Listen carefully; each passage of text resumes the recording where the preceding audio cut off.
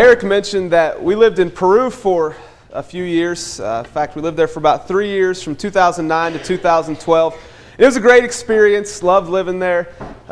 We planted a new congregation there, had a team, just a great experience. But after you've lived in a place like that for a couple of years, you start to think that you have things kind of figured out, right? You've been there long enough that we know how culture works. We've learned the language. That's probably the hardest part of the whole thing, but learn the language. We know what's going on here. And then you come to the realization that you don't know as much as you really thought you know. And there was one example of that you thought you knew. And one example of this 2 years ago, a little over 2 years ago, it was about March 2012. We were asked to be the godparents of the ring. You say, what in the world is that? When a couple gets married in Peru, they have two sets of godparents. There's the regular godparents that I think give money and then are supposed to help them over time through the years. And then they choose what's called the godparents of the ring, and that's what they asked us to be. There was a couple from church. In fact, it was the first wedding in our new congregation, and we were honored and we said yes. We didn't really know what it meant, and it turned out it was kind of a ripoff, because the godparents of the ring, guess what they have to do? We had to buy the wedding rings. Yeah, thanks a lot. What an honor. So that was kind of a thing we learned about the culture. But we went to the wedding. Turns out we were kind of a part of the wedding party. Didn't know that going in. Of course, our daughter was 2 at the time, so we're dragging a two-year-old up front with it. It was just kind of a weird experience. What was especially kind of a learning experience is 2 months later, it was May of 2012, a little over 2 years ago, Mother's Day rolls around. And we get a call early Sunday morning before church from the girl that got married, and she said, "It's Mother's Day, I'm going to bring a gift over." And we thought, wow. So the godmother of the ring gets a gift on Mother's Day. And so a couple hours later, this girl shows up with a bowl of food. And Peruvian food is delicious. And this specific Peruvian food, this bowl had Peruvian potatoes. So random fact for the day, there's over 3,000 types of potatoes in Peru. Peru, not Idaho, is the capital of the potato. So at all that, there were some delicious stuffed Peruvian peppers. And there was also a whole roasted cuy. I recognize you may not know what a cuy is here. Let me show you. This is the actual picture of the bowl of food. That's a cuy. That's a guinea pig. My wife got a whole roasted guinea pig for Mother's Day. I didn't have to get her anything, right? Because she got this whole roasted guinea pig. It was. She actually took one tiny bite of it. I ate the rest of it. I'm not making. Some of you look really shocked right now. I'm not making this up. It's a delicacy there. Anyway, it was kind of fun to get that for Mother's Day. Father's Day rolled around, and you know what I got? I didn't get squat. I didn't get anything. Nothing. Apparently the godfather of the ring gets nothing. But this was kind of one of those moments that you think, well, I thought I had things figured out in this culture, and in all reality, I'm not as smart as I thought I was. I don't know as much as I thought I knew. Growing up, I thought I knew something about dogs. In fact, I was basically scared to death of dogs. This was every dog to me. Dogs were agents of Satan, sent to attack and destroy me, and genuinely I was afraid of them my entire life until 9 years ago. I've been married for 10 years. After a year, my wife said, "Can we get a dog?" And I reluctantly said yes.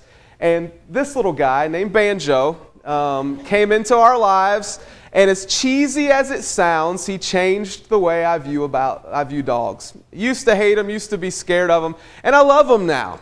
Love them now. And this little guy has moved internationally back and forth and is still doing pretty well here in the United States. I thought I knew what dogs were all about, and turns out I didn't know near as much as I thought I knew. There's a lot that we think we know in our world, and I think the reason we think we know so much is because information is so readily available. I don't know. Do we have service here? One bar, feasibly. In most congregations, most churches in the U.S. right now, maybe here, you could pull out your phone. I'm still getting emails. I feel the buzz. So you could pull out your phone right here, right now, and you could pull up any bit of information you could possibly want right here, right now, during the sermon. Wonder what the people who attended church here 50 years ago would think of that you could do that right here at the Chapel Hill Church of Christ. And so we have all of this information at the tip of our fingers, and I think because of that, it makes it difficult for us to admit that there's so much stuff that we don't know. And that in reality, we face so much uncertainty. And sure, we can have all the information in the world, but you know that you're facing, at least probably several of you are facing some uncertainties in life right now. We face uncertainty in our jobs, and in our families, and with our country and our culture and our government and in the economy. And maybe you feel uncertain about your retirement fund, and maybe you feel uncertain about your health, and we can make a list a mile long of all of the things about which we feel uncertain. And it's hard for us to feel that way because we like to know things, and we know so much and can get so much information so quickly. Here's the good news, though, for you today as you think about all of those uncertainties. This book is full of real life stories that take place during times of extraordinary uncertainty. If we could go around the entire auditorium and ask every person in here, what's your favorite Bible story, or what's your favorite psalm, or what's your favorite passage, it is likely that that psalm, story, or passage was written in or takes place during a time of incredible uncertainty. Here's the thing, this book is not a book about rich people having fun. This is not a book about how, well, on Friday I got a job, and on Saturday I got a raise, and on Sunday my kids got scholarships into med school, and on Monday they became professional athletes. The whole wrinkle-free life, happily ever after thing, you don't find it in here. But what you do find are people who go through moments of extreme uncertainty, and it seems as if over and over again that God has completely vanished from the scene, and they discover over time that in reality, in their moments of uncertainty, God hasn't gone anywhere. And that He's been there the whole time, and that He's still in control. If there was ever a time that we need this book, it's now, with all of the uncertainty that we face. I want to share with you just a couple of examples of these stories and things like this that happen, because the entire narrative of Scripture indicates this. Let me just give you a couple. I think about Joseph. Go to Genesis chapter 37. We're just going to read short passages, short little blips from 3 or 4 little stories, just to give you an idea of the uncertainty that these people face. So Genesis chapter 37, we're just going to, again, jump in right in the middle of the story, read this real quickly. So verse 23, remember this story? Joseph is looking for his brothers, and he comes up on his brothers. They're out tending the sheep, and here's what happens. So when Joseph came to his brothers, they stripped him of his robe, the robe of many colors that he wore, and they took him and cast him into a pit. The pit was empty, there was no water in it. You think you have sibling issues because your sister borrows your clothes without asking. Yeah, think what's happening here. Then they sat down to eat. Such nice guys, right? They throw their brother in a pit, and the text just says what they do. They sit down and eat while their brother is down in the bottom of a pit. And looking up, they saw a caravan of Ishmaelites coming from Gilead with their camels bearing balm, and myrrh on their way to carry it down to Egypt. Then Judah said to his brothers, "What profit is it if we kill our brother and conceal his blood? Come, let us sell him to the Ishmaelites, and let not our hand be upon him, for he is our brother, our own flesh," and his brother listened to him. You want to talk about uncertainty? Joseph is sitting in a pit listening to his brothers debate as to whether they're going to kill him or sell him as a slave. And the nice guys that they are, they say, let's just sell him as a slave. We shouldn't kill him because he's our brother. What nice guys. And if you read the rest of the story of Joseph, Joseph faces uncertain situation after uncertain situation over and over and over again. He's placed in these moments of extreme uncertainty. But if you read the rest of the story, and it seems like God is just completely ignoring Joseph, if you read the rest of the story, you discover that God hasn't gone anywhere. That He's been there the entire time. And in fact, in chapter 45 and chapter 50 of Genesis, the text explicitly says God was involved in this the entire time. Another example of this is the story of David. Just a blip from the life of David. 2 Samuel chapter 15. So David's had some issues with his family. There's the whole Bathsheba thing. Several things have happened, but now notice what happens in 2 Samuel chapter 15. Some of you have likely had issues with your kids along the way, moments of uncertainty. Imagine this being your child, just 12 to 14. And while Absalom, David's son, was offering the sacrifices, he sent for Ahithophel the Gilonite, David's counselor from his city Gilo, and the conspiracy grew strong, and the people with Absalom kept increasing. And a messenger came to David, saying, "The hearts of the men of Israel have gone after Absalom." Then David said to all his servants who were with him at Jerusalem, "Arise and let us flee, or else there will be no escape for us from Absalom. Go quickly, lest he overtake us quickly and bring down ruin on us and strike the city with the edge of the sword." Imagine being awakened one day and being told, as David was, "Hey, your son is about to conquer your city and take you out as king." There's some pretty serious uncertainty. Again, think you have trouble with your kids. Here's a problem child for you. What uncertainty, especially as you see David running and some of the stuff he goes through. But if you read the rest of the story, was David involved, or God involved in David's life? Absolutely. He was there the entire time, even when he seems absent. And that's why in the Old Testament and the New Testament, David is still called a man after God's own heart. And ultimately, the Messiah comes through the bloodline of David. God was there the entire time, even in his moments of uncertainty. And then I think about poor Miriam. In Exodus chapter 1, just a couple more examples of this. Exodus chapter 1. Now we're talking about small children. We start talking about small children and murder, things get a little more emotional. We get a little more feeling behind it, and that's what's happening here. This is horrifying stuff. We just read through it as if it's just some story from the Bible. This is horrifying, what's about to happen here. We're going to read verse 22 in chapter 1, and then we'll read through verse 3 in chapter 2. So chapter 1, 22. Then Pharaoh commanded all his people, "Every son that is born to the Hebrews," of course the Hebrews are in Egypt. This new Pharaoh's kind of tired of them. "So every son that is born to the Hebrews you shall cast into the Nile, but you shall let every daughter live." In other words, we're going to butcher a whole generation of Hebrew boys. We're going to try to pare down the population a little bit. Imagine being a parent, a Hebrew parent, when this edict comes down from Pharaoh. Imagine the horror. So here's what happens. Chapter 2, 1 through 3. "Now a man from the house of Levi went and took as his wife a Levite woman. The woman conceived and bore a son.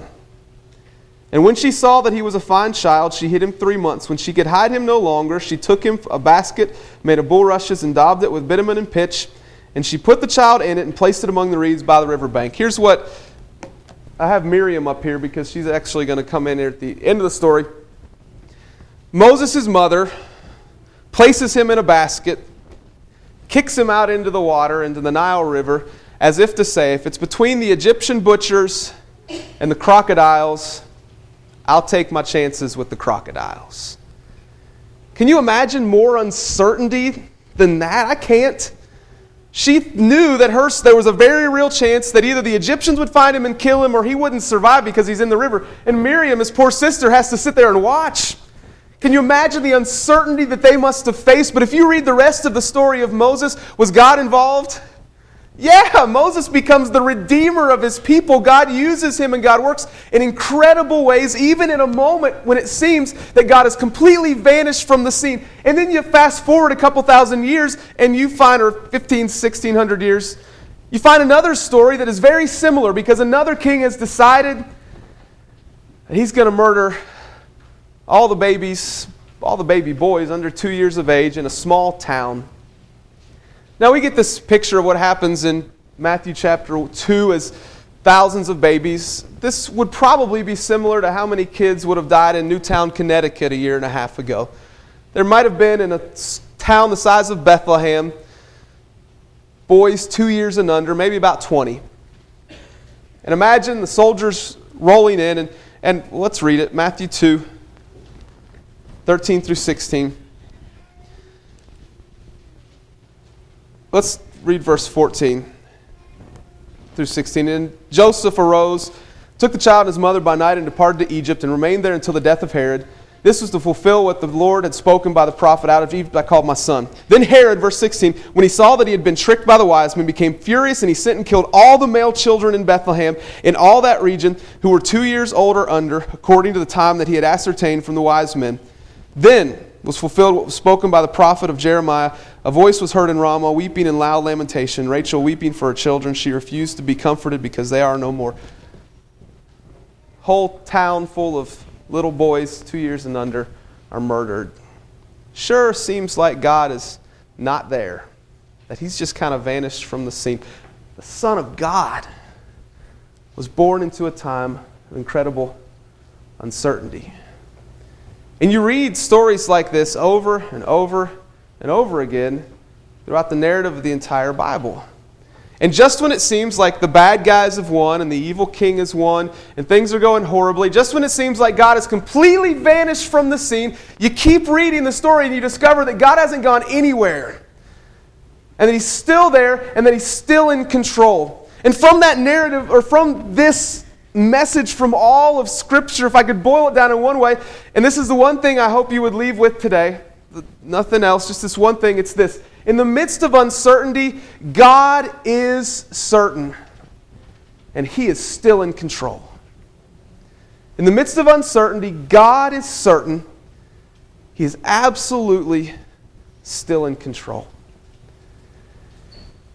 One more example of this from Scripture. When we think about the apostles, we think about these great men of faith, and they did accomplish incredible things in the book of Acts, sure.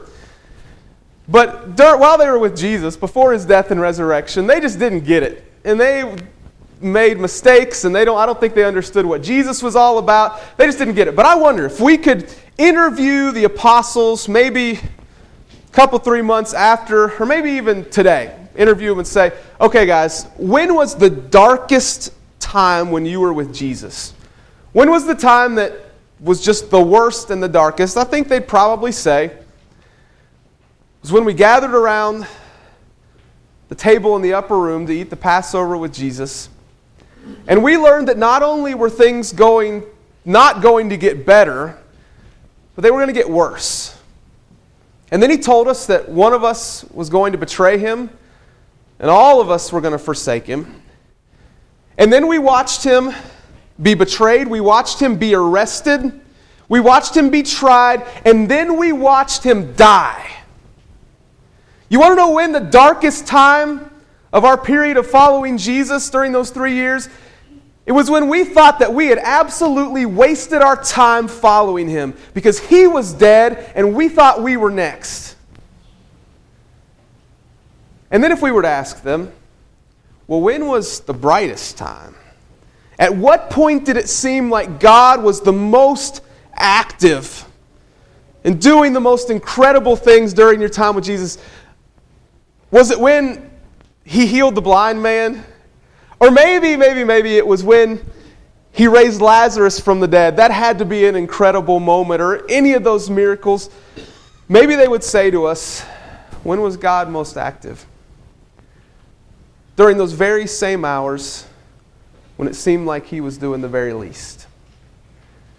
During those very same hours when he was the most absent, that's when he seemed to be, or that's when he was the most active. And maybe they'd say to us, sure, you can look back 2,000 years and celebrate in the glory and grace of God and the message of the cross, and you know what happens there. But when we were there, and sure, you know God was active in the cross, when we were there, it seemed like game over. It seemed like we had absolutely wasted our time, and it was game over. Our time and opportunity with Jesus, all that time that we had spent with him, was a waste of time because he was dead. And so even for the apostles, these great men of faith, what God accomplished through Jesus Christ on the cross came in what must have seemed for them a time of incredible uncertainty. In the midst of uncertainty, God is certain and he's still in control.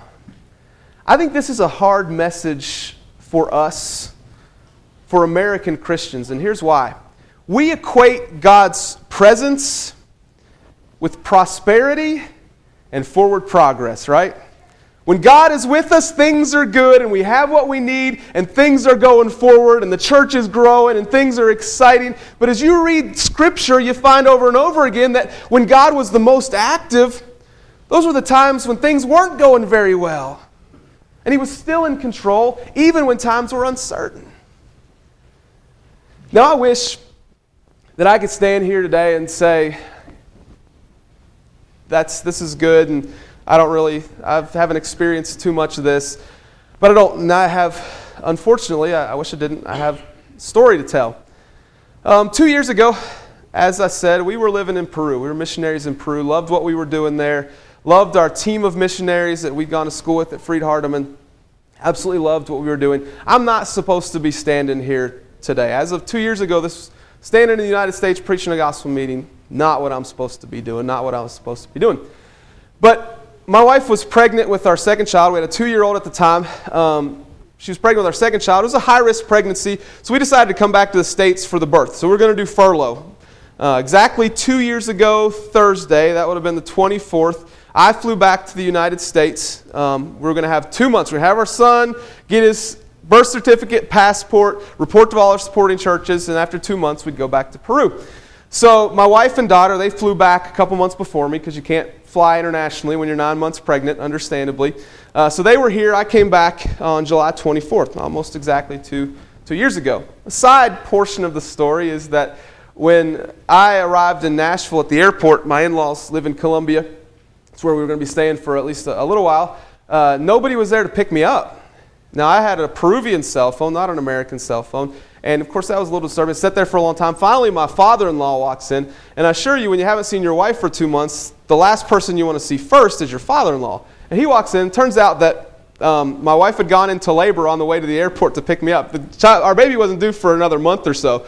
So he dropped her off at the airport, came pick me up, and then I went straight to the airport after arriving from Peru. So our son was born. He was 5 weeks premature. And so he was in the NICU for 2 weeks, it was fine. He got out after 2 weeks just because he was small, because he was early. 1 week after that, so about August 17th or so, we went to a doctor's appointment with my 2-year-old daughter. We didn't really want to go. It was for a heart checkup. She has an innocent heart murmur.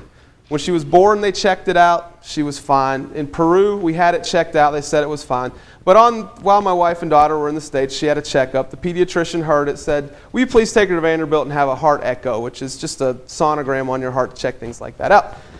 We didn't really want to, but the pediatrician happened to be an elder at one of our supporting churches. So as a missionary, you do what elders at supporting churches say. And so we went and did the heart echo. You just don't want to spend your time at Vanderbilt all day on a 2-month furlough.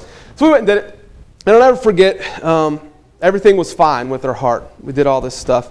But it took a long time. It just were taking forever. And finally, our radiologist came in, usually just the techs in there. Radiologist came in and said, "We've seen something else, and we need to send you to another department." And that was a little scary. We said, okay. And so they escort us to the elevator. We're on the 7th floor of the clinic at Vanderbilt Children's Hospital, and we go down to the 6th floor. When you get off the elevator, the first thing you see is pediatric oncology. Your stomach sinks. It's the last thing you want to see as a parent of a 2-year-old child. And so we went into the pediatric oncology clinic at Vanderbilt, and that day, my daughter 2-year-old daughter, had a 3-week-old son, was diagnosed with a rare type of liver cancer called hepatoblastoma. You never imagine that you're going to be the dad of a kid like that. You just don't imagine that or hope that for your life in any way at all, of course. It was horrible. I've never faced such uncertainty in my life. Of course, we were most concerned about her, but we lived in Peru. We just purchased our apartment, all of our stuff. We owned the apartment, had a big fat loan on the apartment, and our dog, Banjo, showed you Banjo now, our dog Banjo, he was still there. All of our stuff was there. And so this was a time of just incredible uncertainty. We were at Vanderbilt for 2 months, and after 2 months they call us in and they say, "Listen, we've scanned this thing and it's not shrinking. We need to send you somewhere else because she's probably going to need a liver transplant." We knew that was a very small possibility. We had trusted God that that's not what it was going to come to. But we knew that when we got to Pittsburgh, happened to be just 2 hours from where my parents lived, which was a big, big blessing, so we could stay with them. But when we got to Pittsburgh, we knew if they said, yes, she needs a liver transplant, that meant we couldn't go back to Peru because the long-term care and the type of medication that she was going to need would not be readily available in Peru. We knew that up front. And so when we walked into that consultation room after all the tests, and one of the surgeons there said, yeah, she's definitely going to need a transplant, in that moment I didn't lose my job. Supporters still carried through for us until we started at Freed-Hardeman. But in essence, I lost the job that I loved, a life that we loved in Peru. I knew I had to sell our apartment, As I was in the United States dealing with all of this, we had an apartment to sell in Peru. All our stuff was there, our dog was there, and I remember staying awake at night worrying about all that stuff because it was just so much uncertainty. Now, I'll tell you that God was with us through it all, and it was hard and it was horrible, and He's blessed us and gave us an opportunity at Frida Hardeman, and she's doing much better. In fact, this picture is from July 4th. She's doing really well. I wish I could stand in front of you right now and say, yeah, in the midst of uncertainty, God is certain. He's still in control, and He's brought us through this, and everything's good. Unfortunately, I can't say that. Just yesterday, we drove back to Tennessee from Pittsburgh. I'm a little road weary today. All summer, we've been driving back and forth to Pittsburgh. Her liver's having some complications. In fact, her bile ducts, which I wouldn't have known this before, that's in your liver. She got the new liver, that's where that is, are closed off. And they go in and they try to stent them open. It's a fairly common thing they do, but they can't get in, they can't stent them. And so her bile ducts are just closed off. Yesterday morning, when she was released from the hospital in Pittsburgh, they basically said, we're going to try this one more time. Here in a couple of weeks, we'll go back, they'll try again. I don't think they think they're going to get it. And they said after that, we'll have to think seriously about another liver transplant. So I stand before you today with a ton of uncertainty, and I don't know what's going to happen. I don't want to do it again. It's really hard on the family, and I sure don't want her to have to go through all of that again. But I don't know. It's a lot of uncertainty, and I don't know what's going to happen next. But here's what I know. Based on what's happened over the past 2 years, I know that God is going to walk with us every single step of the way. Amen. And He's not going to leave us, and it's not going to be fun. But in the midst of incredible uncertainty, God is certain, and He's still in control. Now, I don't tell you all of that to make you say, oh, poor guy, he's got a real good story here. You all face uncertainties, and we all have uncertainties to different degrees, and you've got them too. And I don't know what you're dealing with today. And it may be that you're dealing with job issues, and you don't know if your job's going to last the rest of the year, and even if it does last the rest of the year, maybe you're going to be the next pay cut, and you don't know how your family will survive if you are the next pay cut.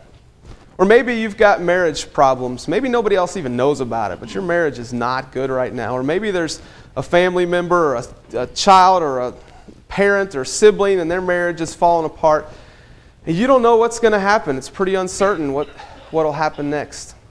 Or maybe you've got a kid that's just not interested, or maybe a grown child that's not interested in faith anymore.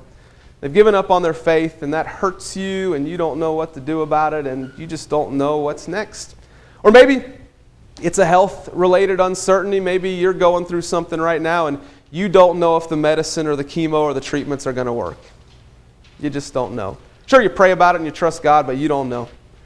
Or maybe it's somebody that you love. It's their treatments or medicines or chemo that you don't know if it's going to work, and you don't know what's going to happen in the future. And we could make a list a mile long. Maybe you're a senior in high school, and you don't know where you're going to go to college. You don't know how you're going to afford college if you do go. And if you do go to college, you don't know what career path you're going to choose. And there's just all this uncertainty surrounding you right now, and you don't know what's next for you. Or maybe it's your retirement fund that's slowly dwindled, and you don't know if it's going to last. Again, we could make a list a mile long. Here's what I want you to know.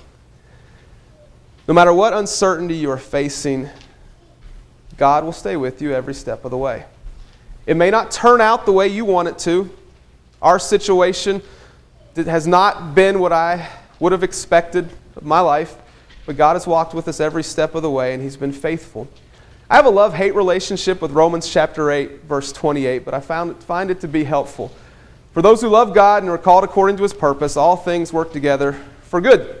Now, the problem with that verse is people like to throw that at you when you're going through a tough time.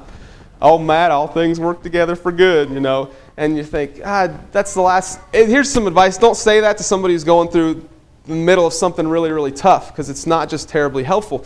But in the ESV, the English Standard Version, there's a footnote as to another way that might be better to translate this. Apparently there's some difficulty translating it. At the bottom, this footnote says, or another way to translate it, or other manuscripts say, God works in all things for the good. Here's the thing. Yes, God works in all things, but all things are not good. There is nothing good about pediatric cancer. I'm sorry. You may not like that. There is nothing good about it. But in the difficulties and uncertainties of life, God absolutely does work for our good. And so no matter what you're facing, please know that in the midst of your uncertainties, God is certain. He is absolutely and completely still in control.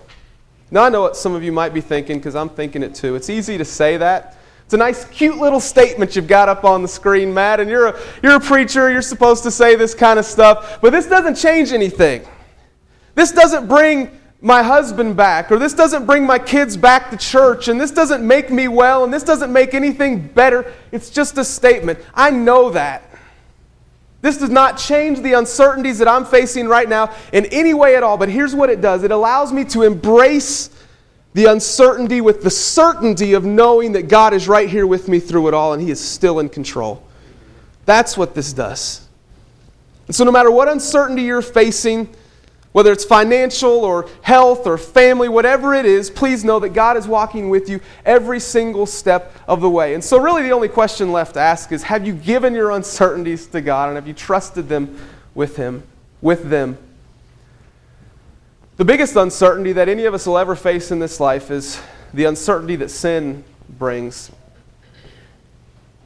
And when we trust God with our sin and respond to Him in faith and confession, repentance and baptism, He cleanses us from that uncertainty. He washes our sins away. And so maybe today you need to give God your life completely. You've never given it to Him completely. And you can do that today by being baptized for the forgiveness of your sins. I know that the folks here at Chapel Hill would love to help you with that. Or if you have questions about that, they'd love to study more with you about that. Or maybe as a member of this congregation, you're struggling with uncertainties and you don't know how to respond, and you don't even know how to pray. You could also respond to the invitation today, and I know that the folks here at Chapel Hill would love to pray for you, would love to be the family that they are called to be for you. One of the guys on the mission team in Peru where I worked is a good friend of mine. He's had a really interesting background and a really interesting life. He grew up in a really rough home, drugs, alcohol, the worst of the worst stuff. And when he was about 12 years old, he and his mother and his two siblings, a sister and a brother, lived on the run from his stepfather. Stepfather was a really bad guy. They'd move around. He said things were so bad, and this is in a nearby state, that he remembers times of digging through trash, garbage bins, trying to find food because his parents were too drunk or too high to give them food. Horrible existence. When he was 12 years old, he was out playing with his friends, came back home, and discovered police cars in their yard because the stepfather had found them and had murdered his mother. He was put into foster care, and it happened to be a Christian home. He was baptized when he was 16 or 17. He says he didn't take it very seriously at the time. They sent him to Freed-Hardeman. He spent 4 or 5 or 6 years at Freed-Hardeman, spent a year in Iraq with the military, and now has a wife and 2 kids and serves as a missionary in Cusco, Peru. My friend Gary, my teammate Gary, has faced, in my opinion, more uncertainty than is fair for a person to face. But he would tell you, if he was standing here today, that through it all, God has been with him every step of the way. In fact, I asked him, what would you say after I throw up a statement like this? What would you say to an audience? And I wrote it down. This is what he said. For me, there are no more excuses. Time and time again, He has proven Himself faithful, whether I wanted Him there or not. He's just always been there, even in spite of me. And he closes with this. I would have to be an idiot to not trust Him now. The same is true for me. The situations that I've faced, how God has been there with us as we face uncertainties now, I'd have to be an idiot to not trust Him now. But for you, I just want you to know that He's there if you'll trust Him. If you need to respond to the invitation today, won't you come as we stand together and sing?